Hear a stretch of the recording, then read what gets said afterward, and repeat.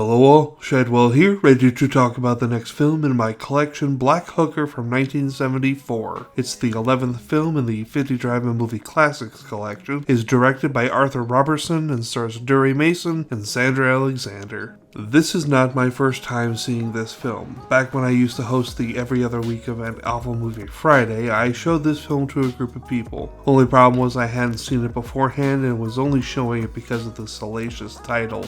I showed it as a double feature with another film called TNT Jackson for a blaxploitation theme, and I didn't think anything of it, but boy, did not watching it beforehand almost come back to bite me in the ass, and I'll tell you why soon. This film didn't always go by the title Black Hooker, as it started out its life as a PG movie called Don't Leave Go My Hand, but no one saw it, so they added a few sex scenes with some TNA and retitled it Black Hooker.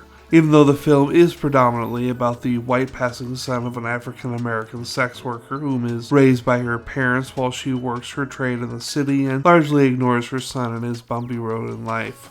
Although at some point, and I looked but couldn't find any info on when it happened or why, the title was changed to Street Sisters, even though there's only one sex worker in the film and only in a few naughtier scenes to R up the film. The film started its life as a play by writer-director Arthur Robertson, and by that I'm pretty certain they mean that the PG film Don't Leave Go My Hand started life out as a play, became a movie, became Black Hooker, became Street Sisters, was promptly forgotten by time.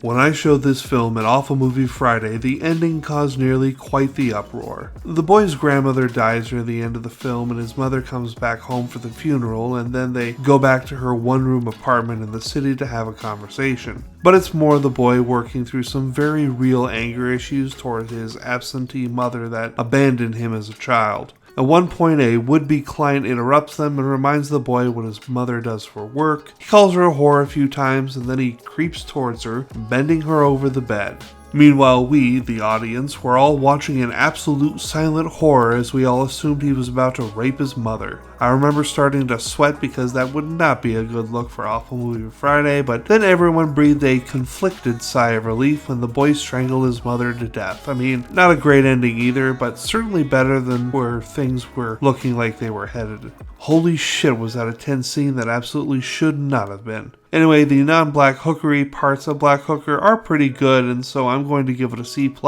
and tomorrow it's back to Care-a-Lot for the sequel Care Bears Movie 2, A New Generation. See y'all then.